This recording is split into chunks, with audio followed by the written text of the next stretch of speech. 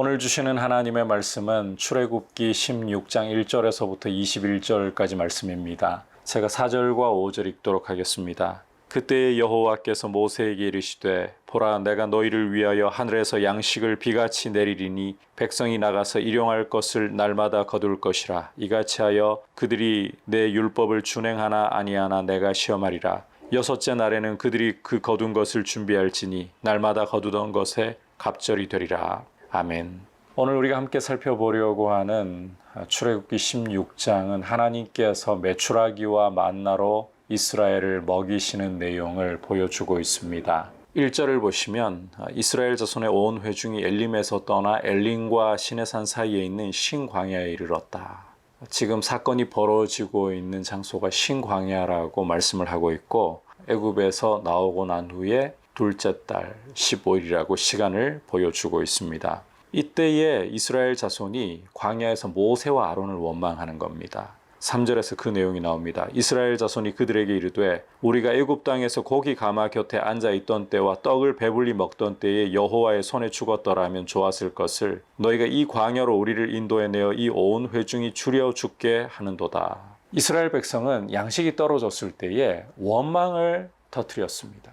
그것도 애굽 땅에서 고기 가마 곁에 앉아 있을 때 또 떡을 배불리 먹던 때에 차라리 여호와의 손에 죽었더라면 더 좋았을 텐데 애굽 땅 시절이 훨씬 더 나았다. 이 광야에서 먹을 것도 없고 우리가 도대체 여기서 뭘 하고 있는 거냐 이렇게 불평을 했다는 거죠. 자, 주목할 것은 8절을 보시면 끝부분에 너희의 원망은 우리를 향하여 함이 아니요 여호와를 향하여 함이라. 이스라엘이 모세와 아론에게 불평하고 원망하는 것은 단순히 모세와 아론을 향해 불평하고 원망하는 것이 아니라 이스라엘을 출애굽하시고 광야로 인도하신 하나님께 불평하고 원망하는 것이다.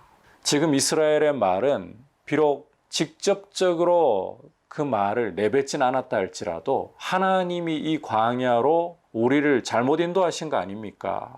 애굽에 있던 때가 차라리 훨씬 나았는데 이 광야에 왜 불러내가지고 우리를 굶주리게 하십니까? 하나님께 원망합니다.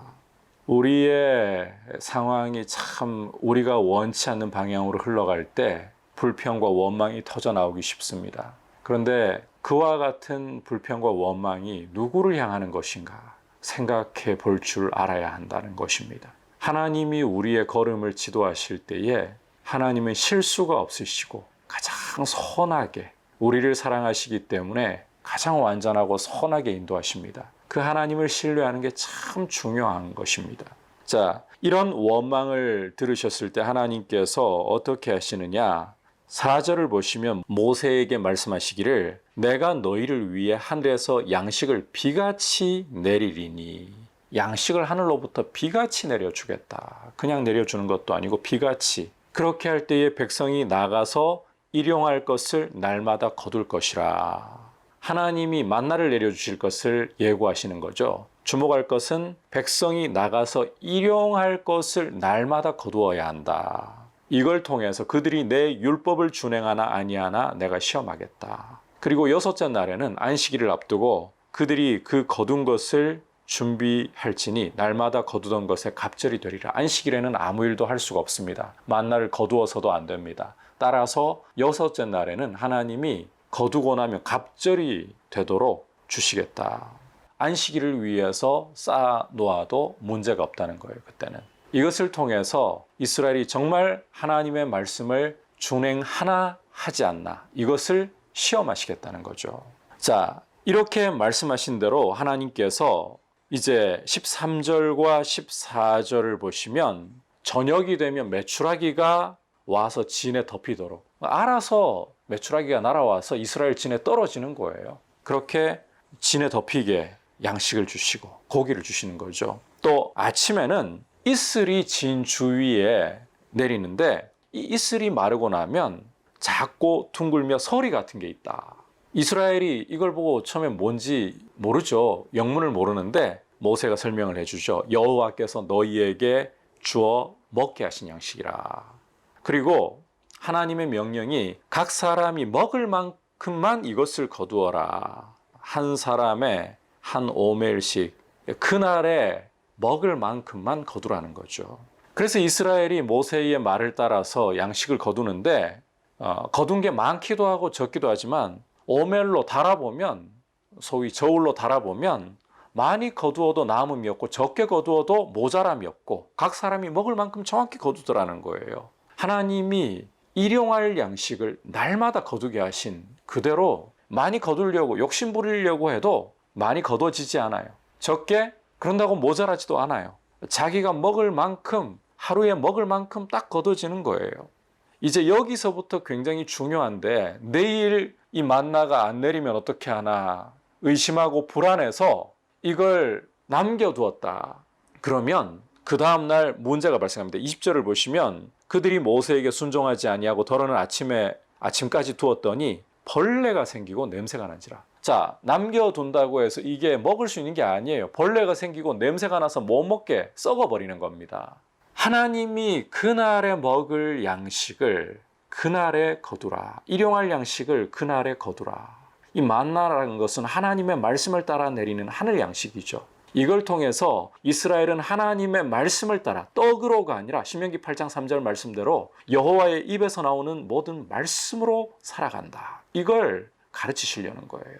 만나를 날마다 거두는 것을 통해서 하나님 백성은 하나님 없이, 하나님의 말씀 없이는 단 하루도 살아갈 수 없습니다. 이걸 고백해야 한다는 거예요.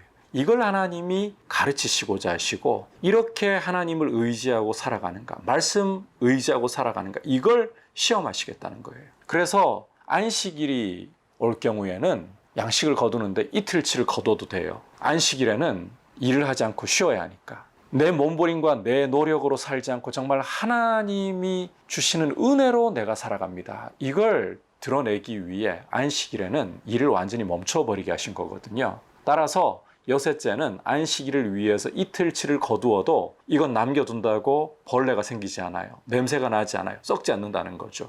이렇게 하나님을 정말 의지하고 말씀대로 준행하는가, 하나님이 이걸 시험하신다는 거죠. 그런데 덜어는 하나님이 모세를 통해 주신 말씀에 순종하지 않고 쟁여두었다는 거죠. 내일이 염려가 되니까 하나님 백성은 내일을 염려하지 말고 날마다 하나님을 의지하고 하나님의 은혜로 살아가는 삶이다 라는 것을 고백하면서 믿음으로 걸어가야 하는 것입니다. 말씀을 다시 한번 정리합니다.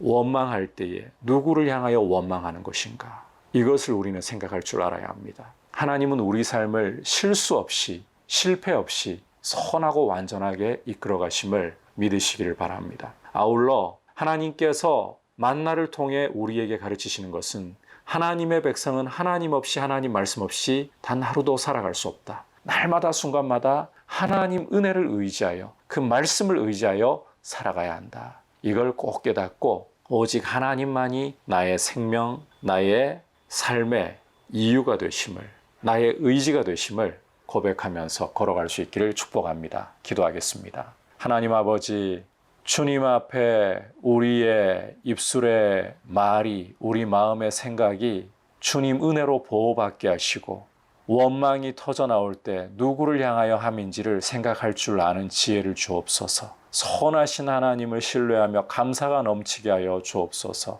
주님의 말씀을 날마다 의지하고 주님 없이는 하루도 살아갈 수 없음을 고백하며 걸어가도록 지도하여 주옵소서.